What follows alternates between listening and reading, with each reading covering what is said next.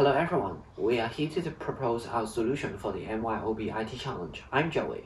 I'm Thomas. I'm Marco. Now I will hand over to Thomas to talk about some background.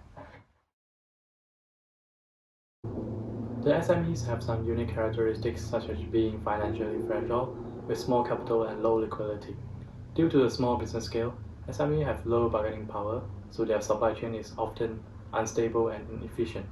Besides, since environmental issues are not the main focus, SMEs would have low environmental sustainability. The COVID-19 crisis caused a few challenges to New Zealand economy.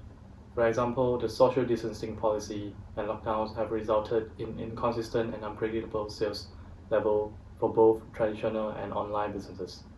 The global travel restrictions and logistic hardness also causing inventory costs and living expenses to rise.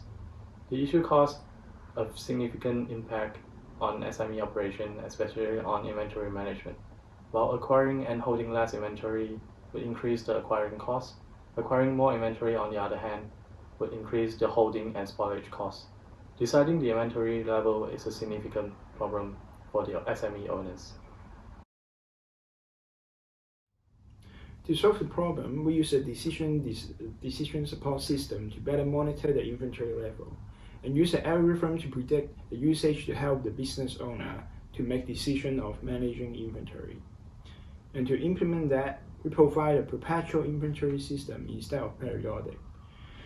And an algorithm with inputs of each batch of inventories, the expiry date of each, and the quantity of each. With that, it provides multiple ratios related to inventory, the spoilage alert to the owner, and suggests the product needed to sell. So the owner can use this information for advertisement or promotion. This will be the input we require from the user. And our algorithm will calculate the expected usage, which is similar to the service demand forecasting provided by PredictHQ. And expected turnover period will be our output. Integrating the algorithm above, the system can notify the users the current level of the corresponding batch of inventory compared to the expected usage. Inventory items will be ordered by the alert levels. Red alert indicates the inventory level is higher than expected usage, while yellow followed by green alert level with lower pressure will be ranked below those with red alert. So here's the architecture plan. These are the most important software architecture quality attribute that we think is most important in our system.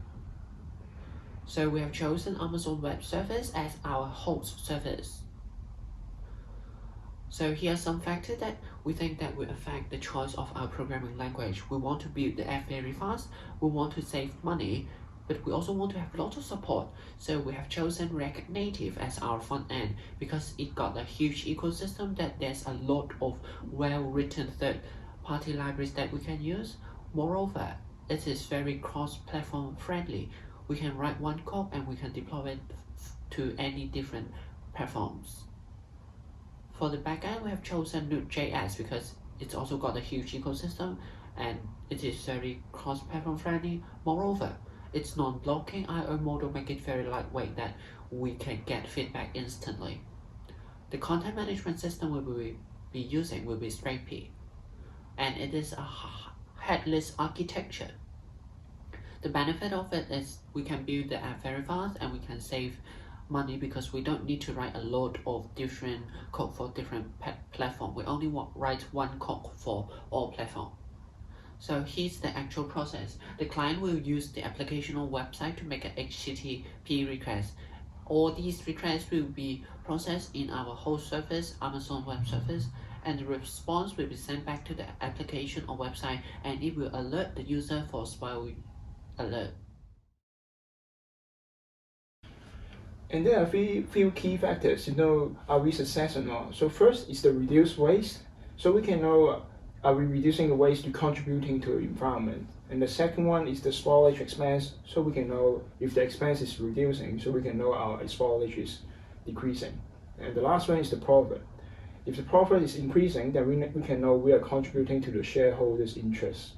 In practice, for inventory items with high alert level, Remaining items have a high chance of disposal after the expiry date if the usage level remains.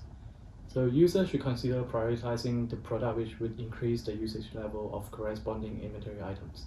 This helps to reduce waste and spoilage expense, thus increases the profit and liquidity. The design of our system have some risks and limitations. For example, we have limited consideration on the qualitative elements of sales and inventory level. And to solve this problem, we will add more quantitative data to make the solution be more reliable to the owner. We also have no consideration on the value and price of inventory. And to handle this problem, we will provide more comprehensive analysis and recommendation to the owner. Besides, our system is highly depending on the internet connection. There will be a heavy workload for our perpetual inventory system without internet connection. And to deal with this problem, we provide offline mode so the owner can still access the important data and handle and record the inventory. So here's the closing summary. We have identified a spoilage problem, we have designed a 3-level alert DSS, and it will also recommend on user on how to handle the waste.